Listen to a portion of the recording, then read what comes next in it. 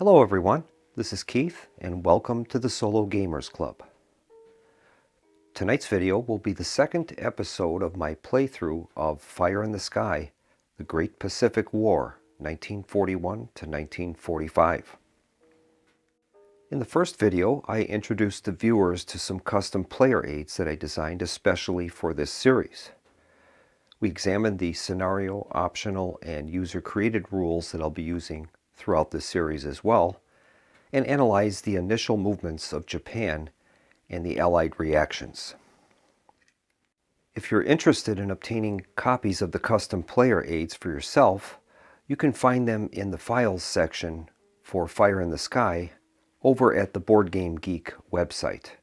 They haven't been posted as of the filming of this video, but they will be soon. In tonight's video, we're going to resolve Japan's Turn 1 attacks, and we'll see if our opening strategy for Japan is doing what we intended it to do. So let's get to the board and find out. We'll begin by examining the submarine assignments. During Turn 1, both sides have two subpoints that they may commit against task forces, or in the case of the US, merchant shipping. Japan is going to spend one subpoint to implement the midget sub-attack, and I've decided to use it against Pearl Harbor.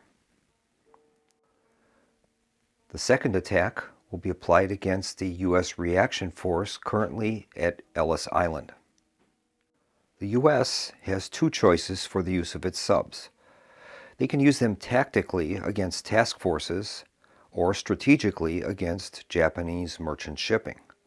However, during Turn 1, Allied subs receive a -2 dice roll modifier during tactical sub-attacks versus task forces. This will limit them to attacking escorted transports carrying air or land units, as those targets receive a +1 DRM. This gives these attacks a 1 in 6 chance of success. Remember that any damage from sub-torpedo or airstrikes against Japanese transports cause a permanent loss of 2 points to the very finite Japanese merchant pool. However, unless those sub-hits can be augmented with airstrikes, the damage to the air or ground unit is repaired prior to the start of ground combat. To actually damage the unit, they must accrue hits equal to or greater than their reduced strength. The other option is to reserve those subpoints for use against the Japanese merchant fleet in a strategic capacity, with those attacks having no DRM penalty and no positive anti-submarine warfare DRMs for the presence of enemy aircraft.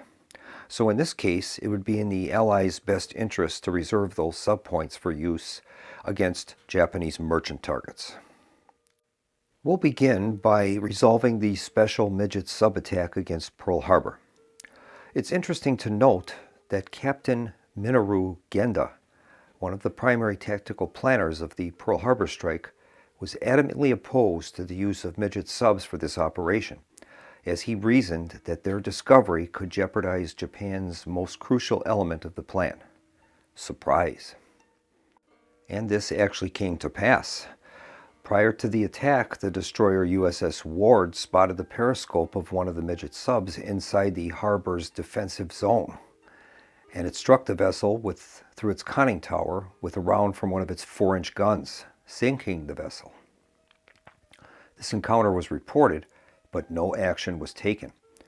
I've decided to make a small adjustment to the midget sub rules that I've originally proposed to account for this possibility. Now the results will be: 1. Sunk by enemy harbor assets. Roll a d6. On a result of 4 to 6, raise Pearl Harbor's anti-aircraft rating from 0 to 1. Now this can only be applied once, so no matter how many 1s are rolled, if they succeed at raising the AA defenses of the harbor, that'll occur just once. On a result of 2 to 3, the mission is failed due to navigational errors. On a result of 4 to 5, it'll be failed due to mechanical problems. On a 6, though, is success. Conduct a sub-attack against any naval unit at the base using a +2 DRM. So Japan is going to roll 5d6, and we'll find out the results of these 5 midget submarines, the Kohoteki Class A midget sub. Okay, here is the roll. All right, we've got a result of 13355. 2 of the subs failed their missions due to navigational errors. 2 of them failed due to mechanical problems, and 1 of them was sunk by harbor patrol assets. We're going to roll a die on a roll of 4 to 6. It's going to give Pearl Harbor an alert. And this is something that didn't happen historically, but it should have. As soon as a enemy sub was sunk within the defensive zone, it should have put the entire base on alert, but it didn't happen. So we're going to roll a die on a roll of 4 to 6. It's going to raise the AA value of Pearl Harbor from 0 to 1. So let's see what happens.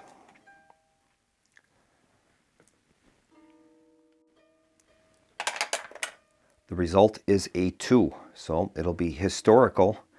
The Ward will sink that midget sub, but the harbor is going to take no action. So we're going to resolve now our Pearl Harbor attack.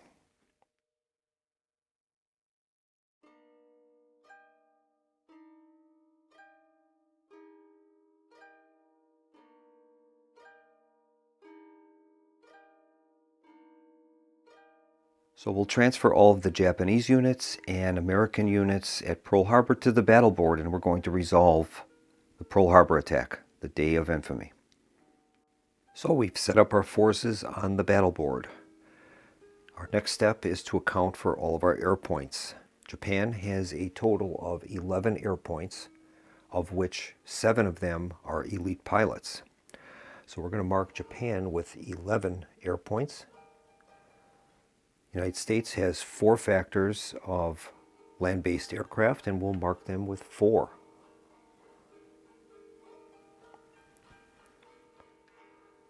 Part of our Operation Z is the surprise. So during the first part of the turn, Japanese have first strike ability regarding air-to-air combat. So we're going to resolve the air-to-air combat first before the U.S. planes can shoot back.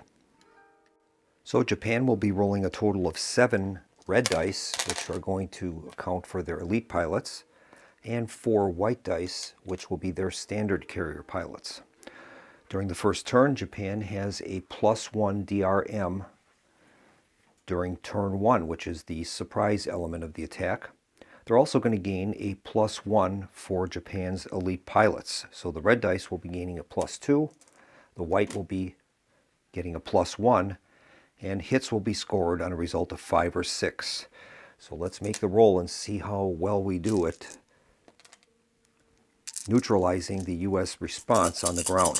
Here's the roll. All right, we have 1 cocked die. All right, so Japan has a total of 2, 3, 4, 5, and 6. 6 hits. So that's going to reduce the U.S.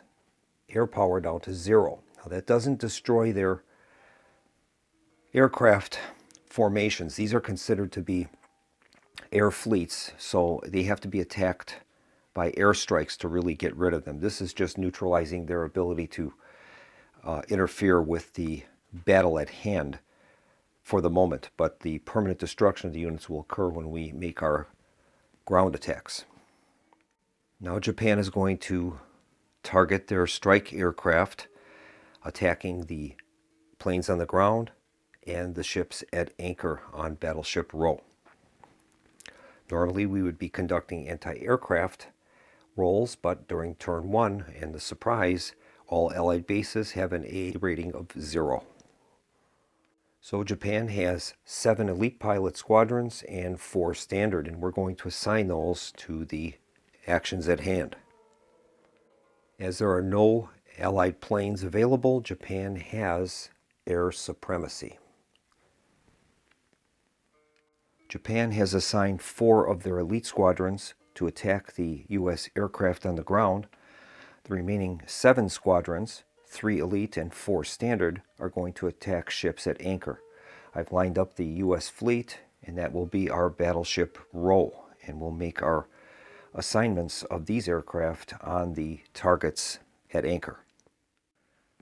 I've assigned an Elite and a Standard squadron to attack the Maryland and West Virginia, an Elite to attack the Pennsylvania and Arizona, an Elite to attack the Nevada and Oklahoma, 2 Standard squadrons to attack the California and Tennessee, and 1 Standard to attack the New Orleans. We'll begin by resolving the attack on the U.S. Air Forces on the ground. We have a total of 4 Elite pilots attacking those units, so we'll be rolling a total of 4 red dice, and the dice roll modifiers we're going to gain are +1 for air superiority, +1 for a Japanese air point on part of turn 1, and +1 for Japanese Elite pilots. So we're going to score a hit on those, on any result except a 1. Here is the roll. And we've scored a total of 4 hits. 6 becomes a 9, 4 becomes a 7, and the 2 2s become 5s. So we've got 4 hits, and that destroys all the aircraft on the ground, which is outstanding. So these pilots will return back to their carriers. Now we're going to execute our torpedo attacks on Battleship Row. We'll start with the attack on the Maryland and West Virginia. We'll be rolling a red die for the Elite pilot and a white for the Standard pilot. We'll be gaining the following dice roll modifiers: +1 for air supremacy, +1 for naval units at anchor, +1 for Japanese air point on part of turn 1, and +1 for the Elite pilots. So, in essence, we're going to be gaining a total of +3 and +4, respectively, on the dice roll modifiers. We have a rule that I've created, and that is that any natural 1 is a miss, and that keeps a little bit of suspense into the game. Otherwise, the Elite pilots would be auto-hitting on these torpedoes. So here is the roll for the attack on the Maryland, West Virginia. And both of them have hit. So we've scored a total of 2 hits on the Maryland and West Virginia. And we'll mark that accordingly. Next is our attack on the Pennsylvania and Arizona. That is an Elite pilot, so we're going to hit on anything except a 1. And the roll is a 1. They missed, so these pilots have made their runs. Now we're going to do the attack on California and Tennessee with 2 Standard pilots. They'll be gaining a +3, so they will in essence hit on anything except a 1. And they've scored 2 hits. And we'll mark the California and Tennessee accordingly. Those pilots return. Now we have an Elite pilot attacking the Nevada and Oklahoma. Once again, that will hit on anything except a 1. Roll is a 3, and that is a hit on the Nevada and Oklahoma. And finally, we have a Standard pilot attacking the New Orleans. That will hit on a roll of anything except a 1, +3 to the roll. 3 and 4 is 7, and that is a hit on the New Orleans. Now we have to determine our damage. We'll be using our naval damage check table. We're going to be rolling 2 dice, and we'll be adding the following modifiers: +1 for an airstrike hit, +1 for an allied unit on Japanese part of turn 1, and +1 for each hit over 1. So we'll begin with the 2 hits that we have on the Maryland and West Virginia. First one is going to be gaining Dice roll modifiers equal to +1, +1, and +1. So we'll be gaining a total of +3. Here is the roll. Roll is a 9. +3 is 12. That exceeds the armor value of the Maryland and West Virginia, and that ship is sunk. Next, we'll resolve the damage on the Nevada and Oklahoma. Once again, we'll be adding +3 to the roll. 8 and 3 is 11. That exceeds the armor value of the Nevada, and that is also going to be sunk. Next up is the damage on the California and Tennessee. We have 2 hits there. First one is going to receive a +3. Here's the roll. The roll is a 3. +3 is 6, and all that's going to do is damage the California and Tennessee. We have a second hit coming up, and we're going to gain now an extra +1 for each damage above the first one, so we'll be gaining +4 to this roll. The result is a 6 that's modified to a 10, and that's enough to equal or exceed the armor factor, and that is going to sink the California and Tennessee.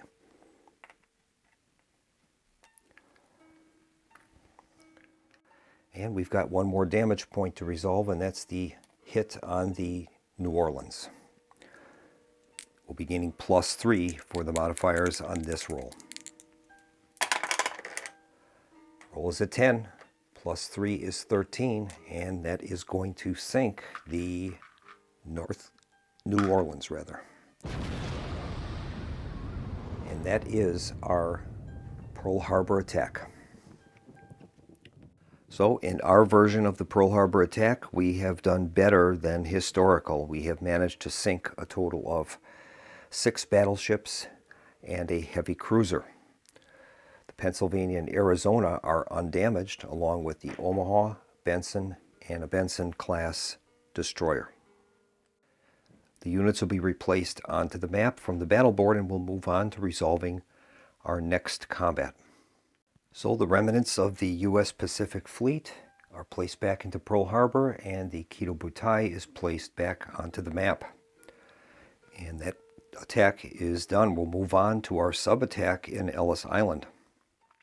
So we'll begin with our sub-attack against the U.S. reaction force based in Ellis Island. We'll start with the anti-submarine warfare.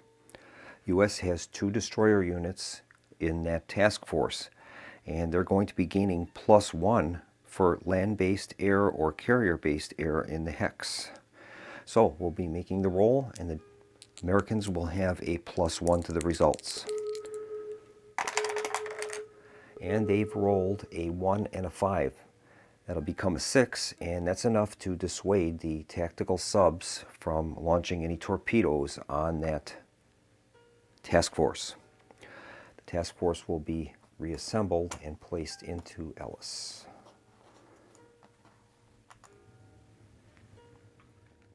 Our next attack is the attack on Wake Island. We'll set those units up on the battle board. We've set up our forces for the Wake Island invasion. We have the Special Naval Landing Force escorted by a destroyer squadron, the light carriers Suho and Shoho escorted by a destroyer. U.S. forces are limited to 1 single point of land-based aircraft. Japan has a total of 2 air points, and we'll mark them accordingly. Those are the carrier-based air points. The United States has 1.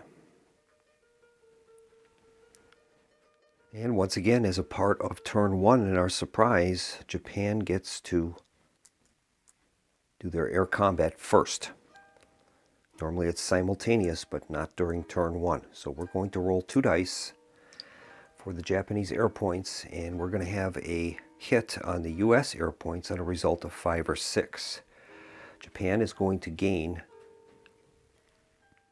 a +1 modifier for Japanese aircraft on turn 1. Here is the roll. They've rolled a 6 and a 3. That's going to give them a total of 7 and 4. It's one hit, destroying U.S. tactical air over Wake, and that's going to give Japan air supremacy.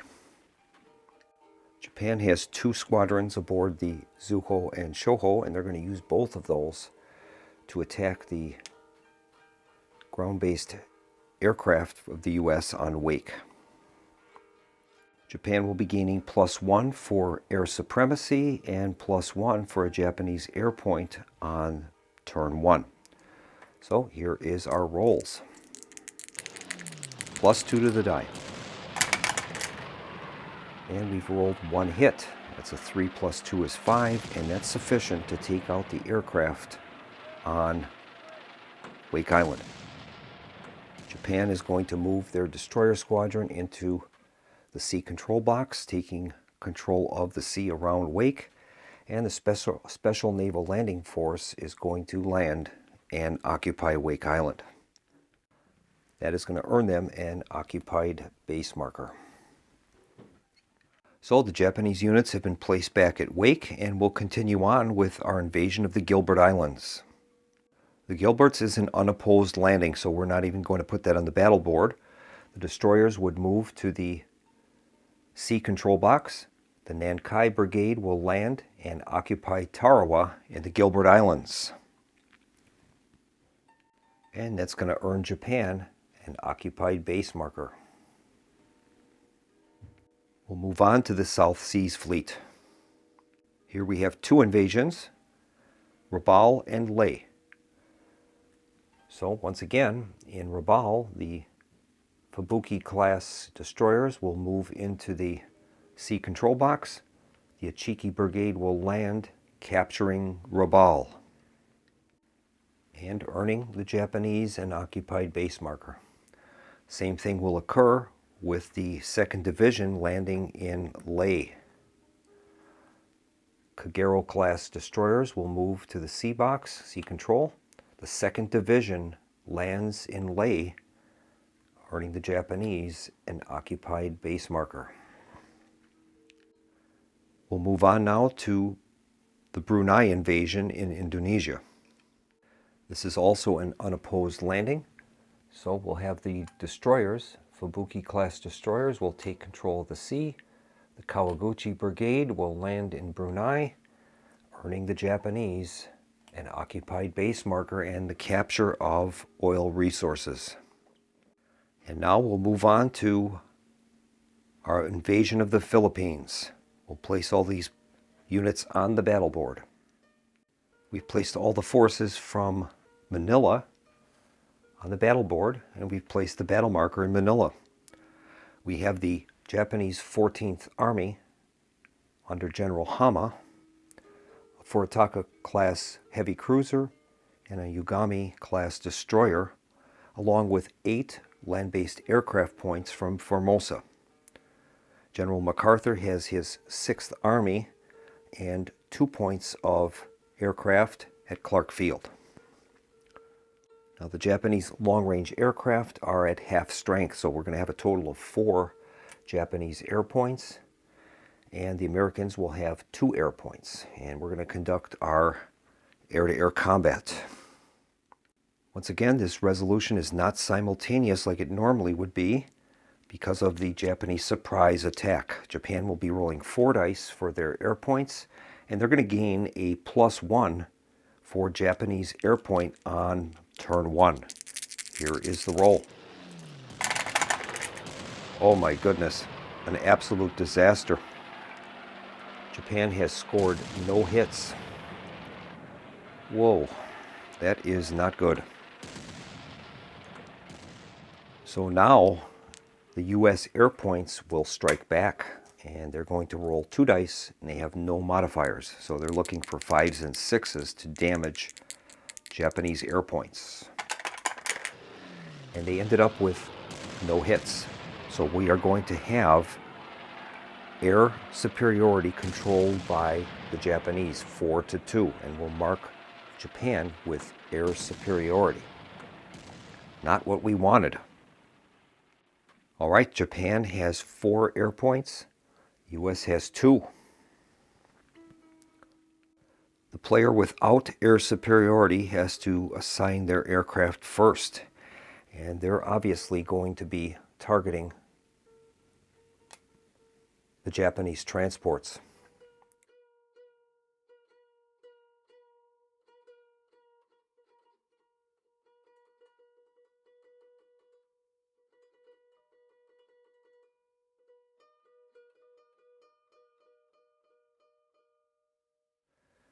All right, we are going to be targeting, I think, all of our aircraft against Clark Field to ensure the destruction of those aircraft.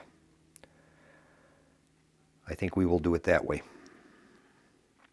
All right, so we'll resolve the U.S. attacks on the Japanese transports transporting Hama's 14th Army. The U.S. are going to gain a +1 because they're attacking land units as a part of a task force. So they're going to be rolling 2 dice +1. And unfortunately, they have no hits. They scored a 4 and a 4 total. So those aircraft have missed the opportunity to damage Hama's 14th Army on the transports. Now Japan is going to roll 4 dice, and they're going to be gaining a +1 for Japanese air point on a part of turn 1. So here is the roll. And they have rolled a total of 2 hits, a 5 and a 7. And that's sufficient to destroy the American aircraft on the ground at Clark Field. All right. So the Japanese destroyers are going to take control of the seas around the Philippines, and General Hama's 14th Army is going to land at Luzon. Our first step is ground support, and we're going to roll a number of dice equal to remaining air points that we've assigned to that and the firepower of naval units in the bombardment box. Well, we have the Furitaka. It has a gunnery strength of 1, so we'll be rolling 1 die. Now, there's no modifier for this. Here is the roll. Rolls a 1, and that is a miss. Now we're going to conduct our ground combat. The Japanese 14th Army is supplied because we have sea control. General MacArthur's 6th Army is not. So the 14th Army will hit on 5s and 6s. MacArthur's 6th Army will only hit on 6s. Here's General Hama's 14th Army attacks on the 6th Army. And they have scored a total of only 2 hits. So we'll mark that accordingly. 6th Army has 2 hits. Now, MacArthur is going to counterattack with his 6th Army. He's going to roll 8 dice as well, the strength of his ground unit, but he's unsupplied. And here's the 6th Army's counterattack. They're looking for 6s only. And they have scored a total of 1 hit. And we'll mark the 16th Army accordingly. That will take care of our ground combat, and we're going to resolve the damage now. We're going to examine which side took the most hits. In this case, MacArthur's army was hit twice, Hama's only once. The 6th Army is therefore inverted, and it's down to a strength of 4 now. Well, that attack did not go as I intended. I was hoping for, we certainly could have had trouble with this, but we were able to eventually destroy the aircraft at Clark Field, and we did damage the 6th Army, but this could have gone differently. We'll replace the units back into Manila. The units are returned to Manila, and General MacArthur is in a bad way. His 6th Army is now damaged. Hama's 14th is at full strength, but we've yet to conquer Manila yet. That could have gone very badly for us. Our final attack to resolve is the strike on Singapore by Japanese land-based aircraft from Saigon. General Percival is in command of the ground forces. So we have our air raid against Singapore. Japan has a total of 8 factors of long-range aircraft, and that's going to give them 4 air points. British have none. The RAF is not present. They have the Repulse and Prince of Wales, and a C-class destroyer at anchor, and the Malayan Army. There will be no air-to-air combat, and Japan has air supremacy. Japan has 4 air points to use for their airstrikes, and they're going to commit 3 of those to an attack on the Prince of Wales. One of them will attack the C-class destroyers. These Japanese strikes will be gaining +3 to the roll. They have air supremacy, the target is a naval unit at anchor, and it's Japanese air points as a part of turn 1. So we'll take care of the attack on the Repulse and Prince of Wales. 3 dice +3. Okay, we've got 2 hits. 3 hits. Yeah, 3 hits. That becomes a 5, that's an 8, that's a 6. So we're going to mark the Prince of Wales and the Repulse with a total of 3 hits. Now it's our attack on the C-class destroyers. They'll also be gaining a +3. 3 + 3 is 6, and that's sufficient to cause a hit on the destroyers. Now we'll resolve the damage. These aircraft will return back to Saigon, and we'll begin by resolving the damage. And we'll start with the first hit on the Prince of Wales. Japanese will be gaining +1 for an airstrike hit and +1 for an allied unit as a part of turn 1. Here's the first attack. They rolled a 9. 9 + 2 is 11, and that's sufficient to sink the Repulse and Prince of Wales. So we've wasted those other strikes that we have on the Prince of Wales. We'll resolve this final one against the C-class destroyers, and that also is going to be at +2. Roll is a 10, +2 is 12, and that is going to sink the C-class destroyers. So our attack on Singapore was a great success. And that completes all of the Japanese attacks for turn 1. We'll move on to the return to base segment, and all naval units that have activated during the current turn are placed back in their home ports. The U.S. reaction force in Ellis Island is going to return to the west coast.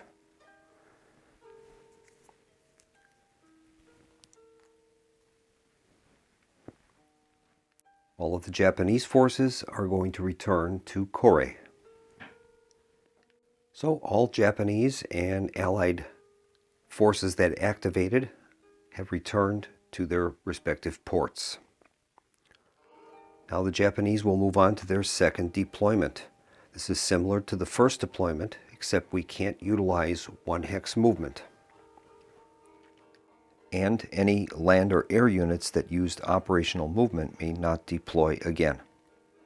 Japan has a total of 12 transport points remaining, and we're going to reserve 7 of those for oil transfer during the next turn. So we'll have a total of 5 available transport points. Japan is going to use 4 of those transport points, and they're going to activate the Zuho and Shoho and 2 destroyers in Kore, and that's going to move 4 movement points to Palau.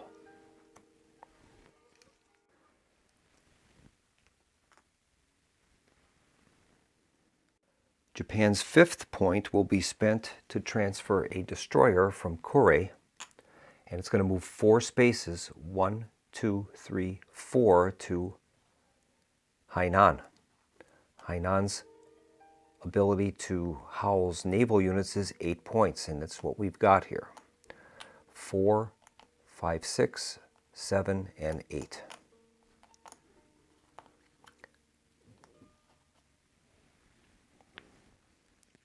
Our last step of the phase is the end phase, and this is where we're going to calculate our victory points and base control. So Japan has taken control of Bangkok. That's one victory point. They also control Brunei, Lae, and Rabaul.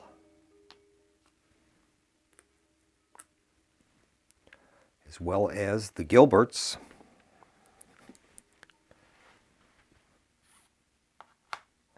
and finally Wake Island. It's going to net Japan a total of 6 victory points, moving us up from 20 to 26. And that's going to give us 65% of our total auto victory that we're looking for. We need to get to 40. And that's going to bring the Japanese portion of this turn to a close, and we're going to move on now to the Allied part of the turn, beginning with the economic phase. During this portion of the Allied phase, the Allies can commit some of their subpoints to attacking Japanese merchant ships, and that's what they're going to do. They're going to use up the 2 points they have, and we're going to compare the submarines that we have committed to that with the Japanese destroyers in the escort box. Now there are none there. So the US will be rolling 2 dice and will be inflicting a hit on Japanese shipping for every 5 or 6 that we roll. And here's the US sub-attack on the Japanese merchant fleet. They scored no hits. They have a 4 and a 2. So no damage to the Japanese merchant fleet, which is great. Next up is the reinforcement phase. And in this phase, we're going to reset our subpoints and transport points. So the US subpoints will be set back to 2. Turn 4, it goes up to 6 for them. US transport marker is placed at 24 for turn 1. British transport marker is always set to 12. It will be that way for the entire scenario. That will complete the reinforcement phase. We'll move to the first deployment. US is going to use this opportunity to take a free move, free transfer from the US West Coast to Pearl Harbor, and that will be that carrier reaction group that we had earlier, the Lexington, Northampton, and 2 destroyers. Those will arrive in Pearl, and it's a free move. During turn 1, the Allied player is prohibited from any amphibious invasions. So all we're going to be able to do is reposition some forces and prepare for what's coming. And obviously, this situation in the South Pacific is not good. You got the 30th Australian Brigade at Port Moresby, a light cruiser of the Australian Navy, 8th New Zealand Brigade, and 2 points of land-based aircraft in Samoa. So we're going to have to transfer some forces down, likely to Noumea, and get ourselves in position so that we can reinforce any movements either to Port Moresby or Guadalcanal. The U.S. has a total of 24 transport points. And with those, they're going to form a carrier task force consisting of the Lexington, Saratoga, Northampton, and Farragut and Benham class destroyers. Those will start at Pearl. They're going to move 4 hexes to Ellis and an additional 4 to Noumea. That's going to cost us a total of 16 transport points. Our next step will be to break down that air unit in Samoa into 2 pieces. They're going to use a 1 hex deployment to move a air factor to Ellis. That'll cost no points. Next up, they're going to take the 21st Regiment from Pearl Harbor and transfer that to Ellis. 4 movement points. That will cost us 2 transport points. That leaves the Allies with 6. They're going to spend 1 point to transfer the air unit from Samoa to Noumea, and an additional point to transfer it to Port Moresby. That'll cost 2 transport points. They'll spend 2 points to transfer the 8th New Zealand Brigade from Fiji, moving that 4 points into Port Moresby. And finally, they're going to take the 19th Regiment from Pearl Harbor and move that 2 movement points to garrison Midway Island. Well, due to their atrocious performance at Pearl Harbor, Admiral Kimmel and General Short are sacked. Admiral Nimitz will be placed in command of the Central Pacific. In the South Pacific, we've somewhat reinforced our position in Port Moresby, and we have a carrier group under Halsey at Noumea. And we'll just have to see how this goes. Those 24 transport points we had to begin with, they go very quickly when you're moving large carrier forces around. In the Philippines, General MacArthur and his battered 6th Army are hanging on against General Hama's 14th Army. And it would be surprising if they would be able to hold on another turn. And in the Far East, we have General Percival and his Malayan command in Singapore, General Aida and the 15th Army in Bangkok ready to strike at Rangoon, and we have the beleaguered Dutch forces in Surabaya just awaiting Japan's next move. Finally, in India, we have General Wavell appointed as the commander of the Indian forces in Calcutta. He will command the Indian Army. And so we would move on to the Allied portion of the operational phase, and I don't think we're going to be activating any forces. Allied naval forces can form task forces at no cost. They still must pay the cost for any units being moved amphibiously with transport points, but their naval forces can be combined into task forces at no cost. At this time, I don't believe the Allies are going to make any movements during the operations phase. British forces in Ceylon, Rangoon, and Calcutta are prohibited from moving during the turn. Malaya Command could only move to Malaya, and that would abandon Singapore to amphibious invasion, so we can't do that. The Dutch are pretty much tied to Surabaya. And in the South Seas area, we're just basically trying to hang on and hold Port Moresby until we can get some reinforcements to come in. The Allies did reinforce Ellis, which would have been a potential target, being 2 hexes away from the Gilberts, and we've managed to reinforce that with the 21st Regiment and 1 air point.